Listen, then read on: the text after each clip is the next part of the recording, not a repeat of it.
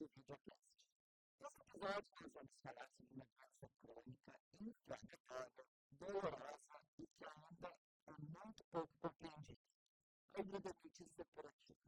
A hidradenites suppurativa, também conhecida como HLS, é uma doença imunomediada da pele que provoca nódulos, abscessos, fístulas, cicatrizes e lesões recorrentes, principalmente em áreas de dobras, como axilas, virilhas, região abaixo das mamas, glúteos e também nas regiões íntimas.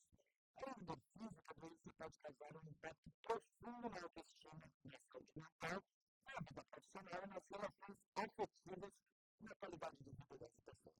Muitas vezes ela é confundida com furúnculos, foliculites ou infecções recorrentes, o que atrasa o diagnóstico correto e o início do tratamento adequado.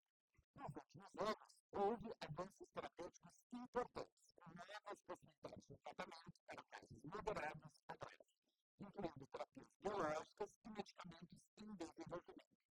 Ao mesmo tempo, o acesso a essas opções ainda é um grande desafio para muitos pacientes no Brasil, tanto pelo SUS quanto nos convênios médicos. E para entender melhor o que mudou no tratamento e quais são as novas perspectivas, e também como os pacientes podem buscar uma jornada de cuidado mais adequada, nós conversamos hoje com o Dr. Pedro Carneiro Marinho. Ele é médico dermatologista, especialista em doenças imunomediadas e também é membro do conselho aqui da Psoriase Brasil. Dr. Pedro, seja muito bem-vindo ao nosso videocast. Uma honra ter o senhor aqui conosco. É um prazer todo meu, muito obrigada. Nós temos que abordar essa doença, Dr. Pedro, até porque julho que nós estamos gravando esse videocast, nós tivemos o dia da hidradenitis suppurativa, que é uma doença que a gente observa que pouquíssimas pessoas, inclusive, sabem sobre a existência dela. Você poderia comentar, iniciando esse videocast, falando um pouco sobre as características, o que é exatamente uma hidradenitis? A hidradenitis, na verdade, é uma doença que ela, muitas das vezes, é subdiagnosticada. Hidradenitis, ela é uma doença crônica de pele, que ela nada mais é do que uma inflamação crônica nessa unidade pilossebácea que os portadores da doença têm. O que vai acontecer é que, por conta de uma predisposição genética, existe uma obstrução na saída desse ducto presente ali naquela unidade pilossebácea. Isso vai fazer com que a unidade crie toda uma inflamação ali em volta daquela unidade de pelo. E essa inflamação, ela vai recrutar mais células inflamatórias. E a partir do momento que essa unidade está enchendo cada vez mais, represando por conta dessa obstrução, em determinado momento rompe, todos aqueles antígenos e partículas, elas são expostas àquele pool de células inflamatórias e vai haver um reconhecimento como se fosse não próprio. E vai criar uma inflamação contra partículas próprias nossas, se assim pode dizer. Nesse caso, a hidradenitis vai gerar um complexo, vai gerar um nódulo, pode gerar um abscesso, pode gerar trajetos fistulosos que vão estar conectando cada unidade dessa e se dilatou, formando as fístulas, formando cicatrizes com o passar do tempo. E basicamente a hidradenitis vai ser isso. No dia a dia, a hidradenitis, ela vai ser como se fosse aquele furúnculo, aquele pelo encravado de repetição, sempre naquela mesma localização. E aí, que localizações são essas? As localizações mais típicas que a gente vê da hidradenitis suppurativa pode variar com o sexo, entre homens e mulheres, mas a gente vai ver em axilas, vai ver em regiões de virilhas, naquela parte genital, no sucto glúteo. Então, normalmente vão ser locais que a gente vai ver, e normalmente é aquilo que a gente percebe um furúnculo de repetição, um pelo encravado, e tudo isso muito entre aspas, porque a fundo, quando a gente vai investigar, talvez nunca fosse o que se achava a princípio, e na verdade era uma hidradenitis suppurativa. A hidradenitis, ela é uma doença que a gente vai falar que é imunomediada, é uma doença que ela pincela esse processo inflamatório que a gente discorreu, e é crônica. Ela é como se fizesse uma analogia, assim como a gente tem a pressão alta no coração, hipertensão arterial sistêmica, o sistema cardiovascular, a gente tem doenças crônicas na pele, como a hidradenitis suppurativa, psoríase, dermatite atópica grave. E a hidrademite é daquele momento, é dali para frente. Quando começou as lesões, aí o ideal é já fazer o diagnóstico para tratar. Mas, doutor, como é que a pessoa vai diferenciar, por exemplo, se ela tem que ela considera um pelo travado constantemente numa região, como é que ela consegue diferenciar se isso realmente é uma hidrademite ou se é um furúnculo, se é uma tendência? Como é que se faz essa diferenciação sobre o regional? Boa pergunta. O público em geral, ele tem que ficar atento, principalmente nessa característica do furúnculo de repetição, do pelo encravado de repetição, às vezes uma acne esquisita, porque existe uma ideia que o diagnóstico da hidrademite é clínico. Então, o paciente ele chega com essa clínica para a gente e a gente vai verificar um tripé que é muito importante. Três coisas fundamentais para fazer um diagnóstico de hidrademite supurativa. São lesões típicas, em locais típicos e recorrentes. Então, da feita que a gente tem esse tripé, a gente consegue caminhar com a ideia da hidrademite supurativa. Então, assim, algum desses dados, não precisa o paciente já se preocupar e se autodiagnosticar. Na verdade, esse trabalho já vai ficar para a gente. Então, assim, a gente precisa que o paciente ele perceba que não que talvez o que possa ser um pelo encravado, que talvez o que possa ser um fluxo de repetição, não seja. Então, trazer essa queixa para a gente dermatologista e a gente caminhar com ele nesse processo de diagnóstico correto. Tem uma amiga que ela sempre tem na orelha, que não é um local exatamente mais comum, né, da hidrademite. Não é também. Ótima pergunta. Quando a gente vai falar de hidrademite, a gente fala das topografias. Topografias que são locais onde a gente vai verificar as lesões. E a gente tem aquela típicas, naquelas que a gente já comentou antes, só que a gente tem as atípicas, que a gente chama de hidrademite supurativa ectópica, que ela foge do local tradicional. E a gente pode ver hidrademite supurativa em couro cabeludo, a gente pode ver hidrademite em região supraclavicular, a gente pode ver hidrademite em região torácica, a gente pode ver hidrademite virtualmente em qualquer área do corpo, porque ela é uma doença associada à unidade de pelo sebácea. E, por exemplo, a gente não tem pelos na palma das mãos nem na sola dos pés, mas onde demais tiver pelo, é um local que pode estar sujeito à lesão de hidrademite. Mas os locais mais típicos de vermes seriam as axilas, seriam virilhas. É aquela história clássica da pessoa ter, conheço um fulano que tem furúnculo de repetição, conheço uma pessoa que não consegue abrir e fechar o braço, que vai ter uma lesão que está ali doendo e está drenando secreção. Então, assim, esse paciente tem que chegar com a gente no consultório para a gente poder caminhar nesse processo de diagnóstico. Então, na realidade, para ter esse tipo de paciente também é importante observar se é sempre no mesmo local que tem essa ocorrência. Como é que a gente chamaria tecnicamente? Não é um furúnculo, mas uma lesão inflamatória. Pode ser um nódulo, pode ser um abscesso, ele pode ser uma fístula drenante, ele pode ser cicatrizes. É como se, às vezes, parece até cravos, como se fosse mesmo uma lesão de acne. E aí é interessante, uma das primeiras vezes que foi cunhada a terminologia para a hidrademite supurativa, ela foi dita como acne inversa. E aí veja, por que acne inversa? De onde vem esse nome? Quando um desses primeiros nomes da hidrademite era assim porque acne, porque ele vinha de um tronco de oclusão folicular que parecia também ser igual ao da acne, mas também ele era inversa porque eram localizações alheias àquelas clássicas da acne, como o rosto e como o tronco. A gente veria também virilhas e axilas. Então, ela se chamava acne inversa. E assim, existe todo um tipo de clínica diferente. Existe o nódulo, a fístula, as cicatrizes. Então, dentro da hidrademite, nós temos uma série de características ou tipologias. Isso, Você poderia falar um pouquinho para nós, então, sobre essas diferenças e também a gravidade da doença, né? Então, a gente sabe, inclusive, nós temos duas amigas que participam muito do trabalho da Psoríase Brasil, que é a Jéssica Dauane e a Marcinha, que é bastante parabéns, fazem um trabalho excelente. São excelentes, né, de conscientização, agora fizeram esse evento em São Paulo. E as meninas já ouvi relatos delas em eventos nossos, bem fortes, assim, de plantas, passaram bastante trabalho, tivemos que chegar ao nível cirúrgico, também passam outras questões que as pessoas acabam dizendo a elas que acreditam que aquilo é por falta de higiene. Então, assim, gostaria que você falasse um pouco dessas tipologias e para a gente entender o que essas pessoas também passam, né? Sim, não, com certeza. Então, é uma coisa difícil, né, a gente falar de doenças que sofrem estigmas, porque as pessoas, elas às vezes ficam mais fáceis de apontar dedos e falar alguma coisa que não sabe. Mas a gente tem que trabalhar essa conscientização e essa sensibilização quanto à hidradinite supurativa, porque é uma doença crônica da pele, é uma doença imunomediada que merece muita importância.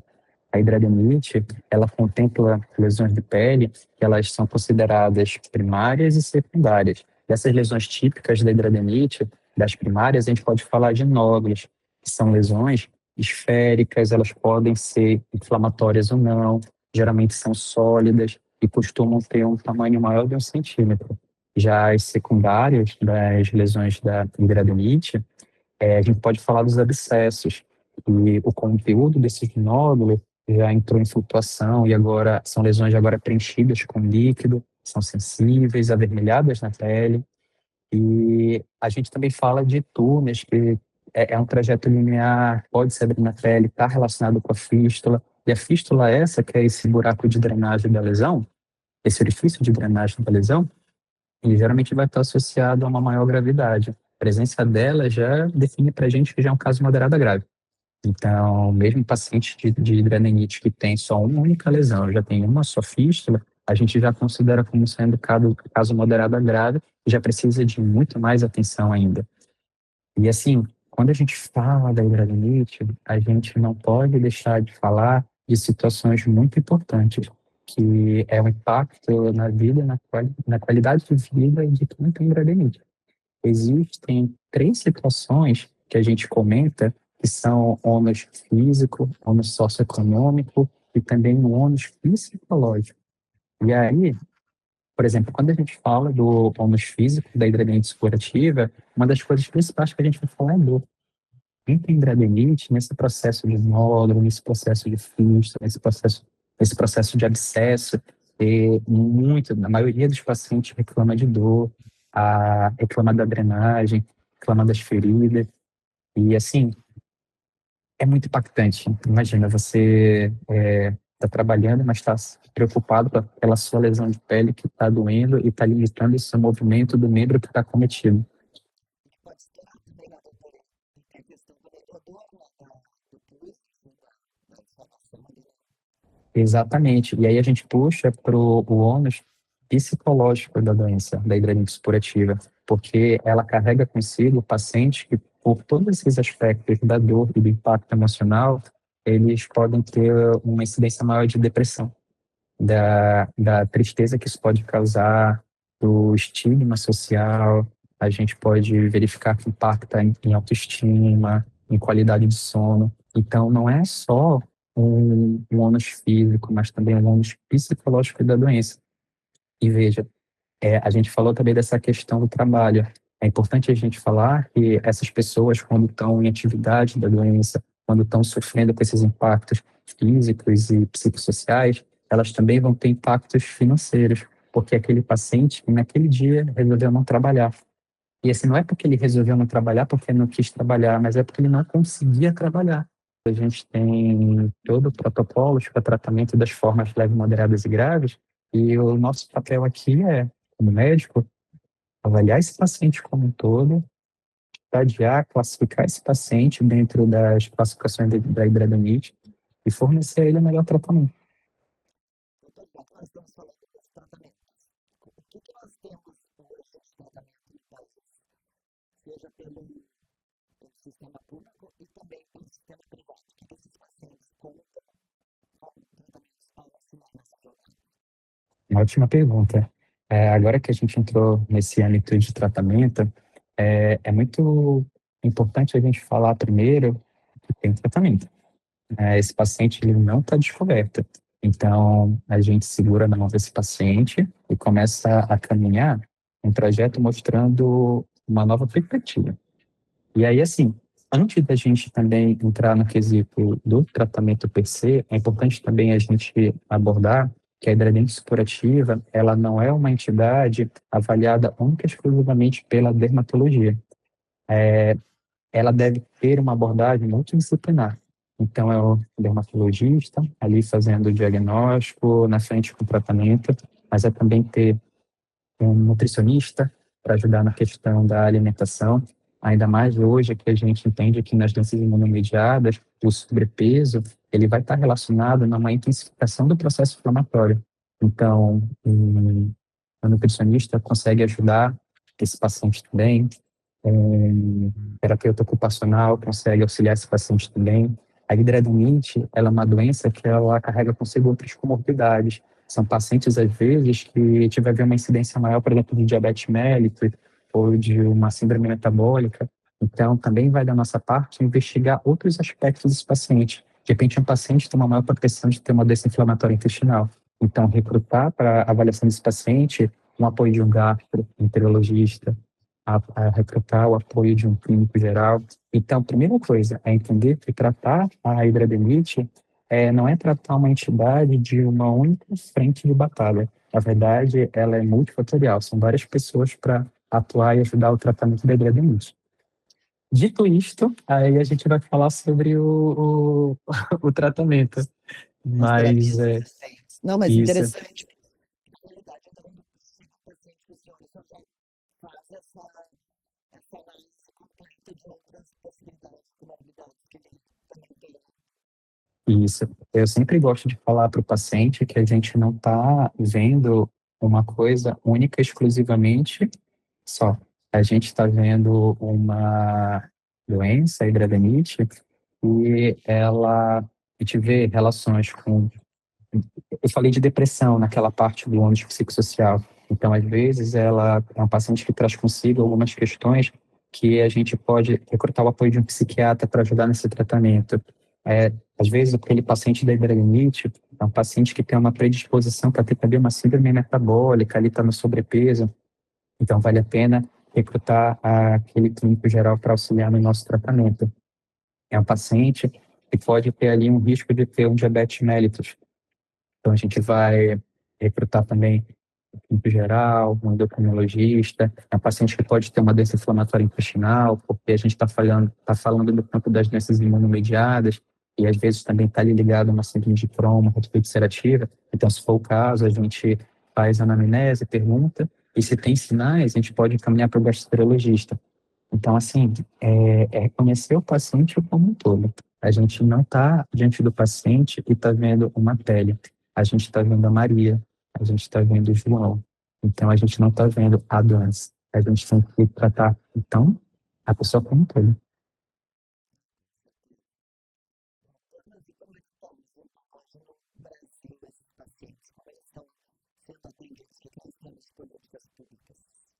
Pronto. Falando também daquela parte do tratamento, hoje o Brasil dispõe para tratamento, segundo os nossos protocolos, e para os casos, né, de leve, moderada, grave, aí agora a gente vai avaliar qual é aquele perfil do paciente, mas botando em geral as opções terapêuticas que a gente tem tópicos, e de tópicos a gente pode usar retinóides, a gente pode usar antibióticos, corticoides tópicos, a gente pode falar em corticoide, também de corticoide intralesional. A gente pode falar de terapias hormonais, a gente pode falar de outros imunomoduladores sistêmicos, mas a gente pode também falar de uma das coisas mais modernas que a gente tem hoje, que são os imunobiológicos. Então, são alternativas muito boas e seguras, porque em casos mais graves, em casos que a gente tem precedente, a gente consegue lançar mão de medicações bem eficientes para controlar essa questão da imunomediada que está alterado nesses casos. Quando a gente vai falar do que é fornecido pelo SUS, de garantia, se for um caso mais grave, a gente tem um adalimumab para usar. Agora, quanto aos protocolos, se for preciso usar medicamentos com antibióticos tópicos orais, aí a gente faz a prescrição para o paciente poder fazer a aquisição. Mas no plano de saúde é muito parecido também. No plano de saúde, A gente faz a prescrição para quando vai ser preciso um tópico, um sistêmico, e o plano de saúde vai fornecer um imunobiológico ou a outra medicação à medida que a gente vai fazer laudo médico, relatório médico e prescrição. E naqueles casos, também tem os casos cirúrgicos, né? Que daí são os casos mais graves. Isso. É importante também a gente falar de uma coisa que é a janela terapêutica. Janela terapêutica é uma coisa importante para falar, porque o que é janela terapêutica?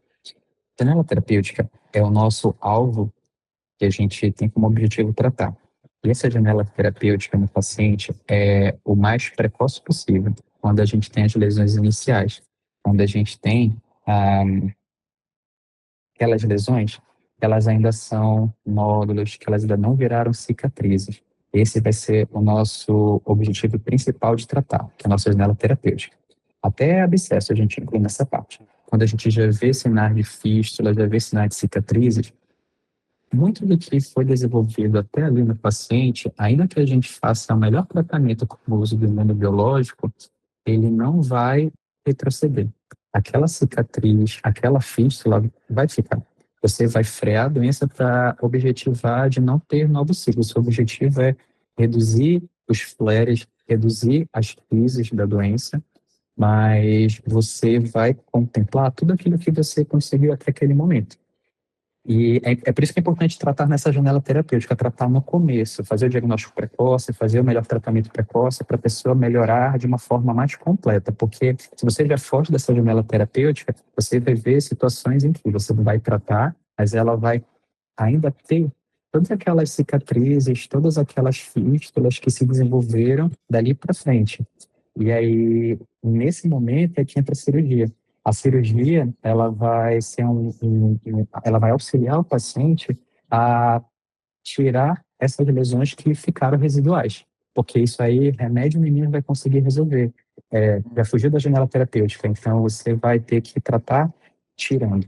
E aí, nisso de você tirar essa lesão por parte da cirurgia, é sempre importante você fazer um ultrassom, conversar com esse paciente para fazer um ultrassom, para explorar, ver como são os canais, as fístulas, as cicatrizes que estão ali, para ser tirado esse bloco de pele alterada. E às vezes dá para fazer sutura com ponto, mas às vezes deixa como uma cicatrização em segunda intenção. Porque às vezes tira uma quantidade maior de pele e não consegue dar ponta. Mas faz parte do tratamento nesses casos em que a hidrademite está mais avançada. Daí faz meio certo, ou pode fazer chega perto. Depende de cada caso. É sempre importante avaliar cada caso especificamente, mas a cirurgia, ela é importante para tirar essas lesões residuais, principalmente essas cicatrizes, essas outras fístulas, e se não tiver como dar o ponto, aí normalmente deixa mesmo como cicatrização de segunda intenção, sem ter que fazer enxerto, só se tiver que tirar muita pele.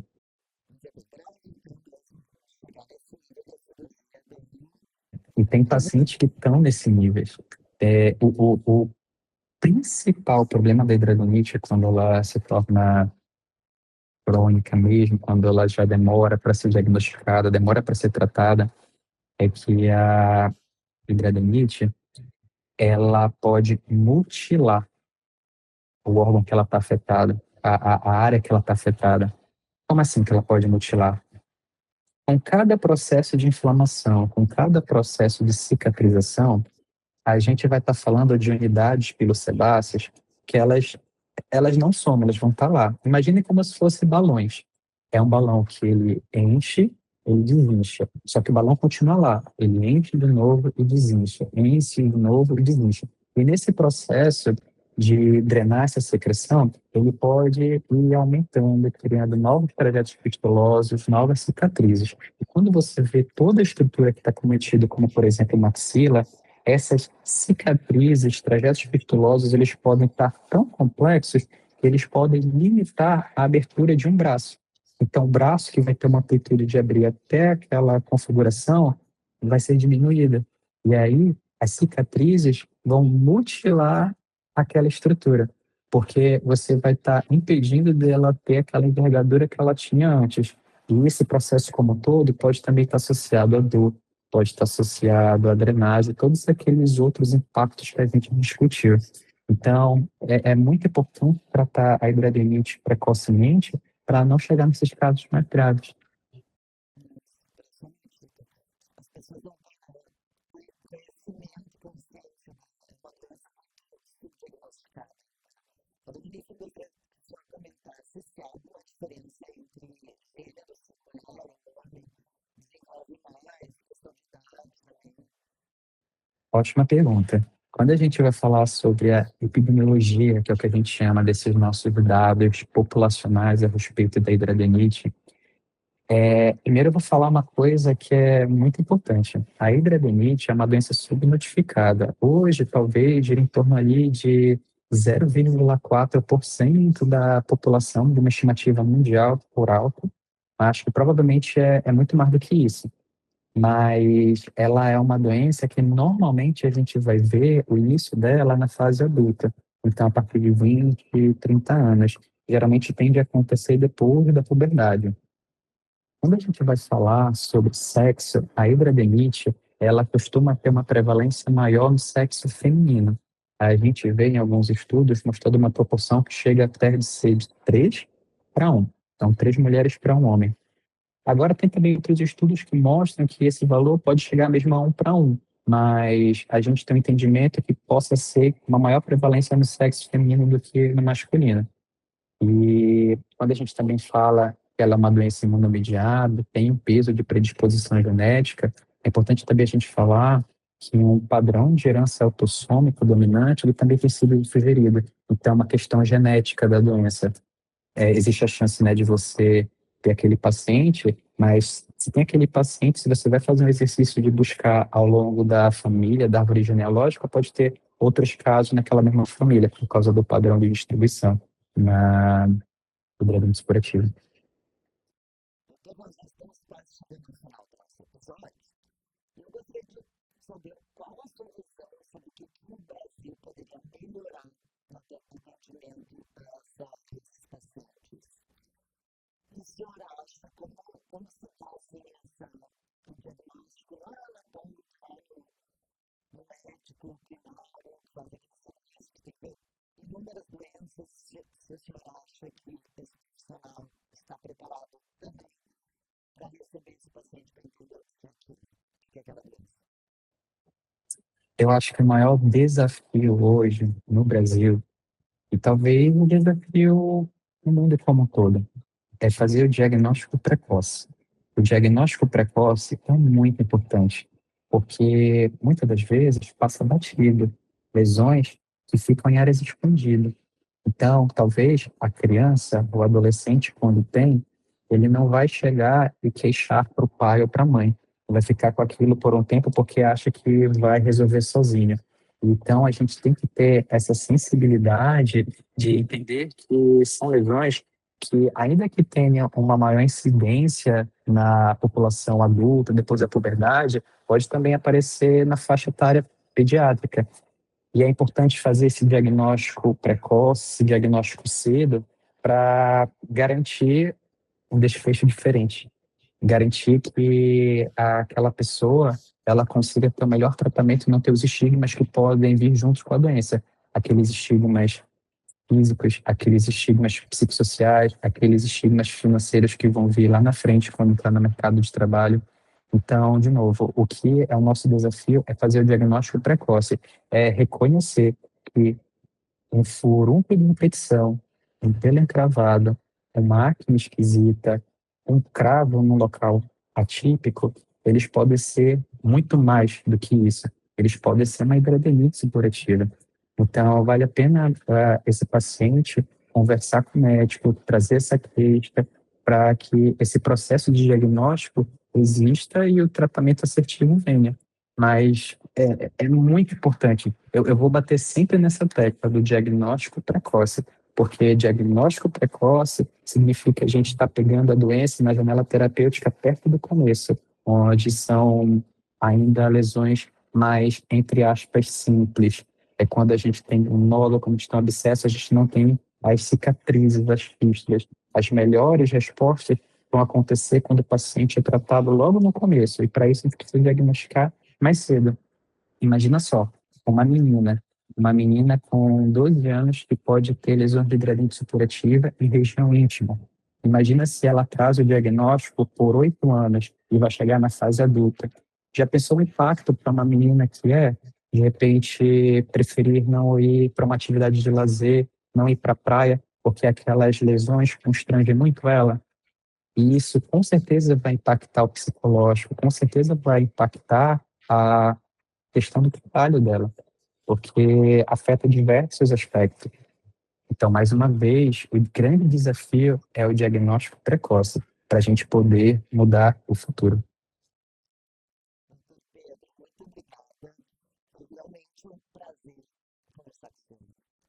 Esperamos que os nossos pacientes tenham com desfecho das coisas caminhei dos diagnósticos céleres cheguem logo, porque realmente que a gente acompanha aqui pela Psoríase Brasil, bateu muito na tecla a questão do diagnóstico breve, correto, que a gente sabe que não é muitas vezes tão simples, né?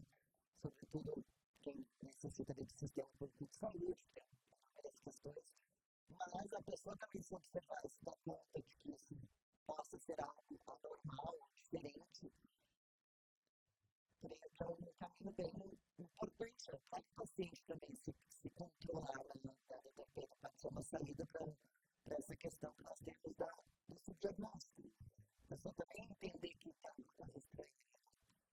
E isso, eu acho que é muito importante a pessoa ficar vigilante consigo mesmo, de tal forma que você perceba que está aparecendo lesões um pouco mais diferentes do normal, são lesões que estão um pouco mais persistentes do que o normal, ou que Essa elas estão frequência, né? recorrentes.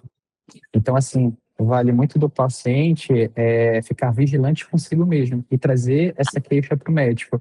E da feita que essa ponte exista, a gente consiga caminhar de novo na questão do diagnóstico, estadiamento e tratamento assertivo. Finalizando, porque a gente pode controlar a doença. Ela não tem uma cura, porque ela é imediata, mas ela se controla. Então, esse é o objetivo desse tratamento. Exatamente, é uma doença que é crônica, é uma doença imunomediada. A gente não fala de cura, mas a gente fala que existe tratamento e existe controle. E o mais importante da hidradeniite, porque a gente fazendo o tratamento correto, a gente consegue frear a progressão da inflamação. Então, assim, o objetivo vai ser diminuir essas novas crises, diminuir esse processo inflamatório, para que isso impacte cada vez menos o paciente e exponha ao mesmo a menos inflamação. Perfeito, doutor Pedro. Muito obrigada novamente. Deixar o seu contato aqui para o pessoal também poder seguir nas redes. É o arroba Pedro48 no Instagram. Isso, exatamente. Tem algum outro contato que você gostaria de deixar também? Bom, você está no nosso localizador médico da Psoríase Brasil. Isso, isso. Eu ia falar que, além das redes sociais, precisando, a gente está no localizador médico da plataforma do Psoríase Brasil. No meu próprio Instagram, eu tenho um link no meu perfil mesmo, que tem os meus telefones de contato para as clínicas que eu atendo aqui no Rio de Janeiro. Então, vai ser um maior prazer caminhar com qualquer pessoa que tenha essa queixa, que queira investigar um pouquinho mais sobre o que a gente conversou hoje aqui e também todas as outras doenças imunomediadas. Obrigado. O doutor faz parte também do nosso comitê científico. É um prazer recebê-lo. E nós lembramos que a gente é uma doença grave. Não é um simples curative, não é uma simples espinha. A pessoa sofre disso, não é falta de treino. É uma doença imunomediada. Tem que ter cuidado, tem que ter diagnóstico e tem que ter o apoio de profissionais. E nós estamos aqui com esse podcast para fazer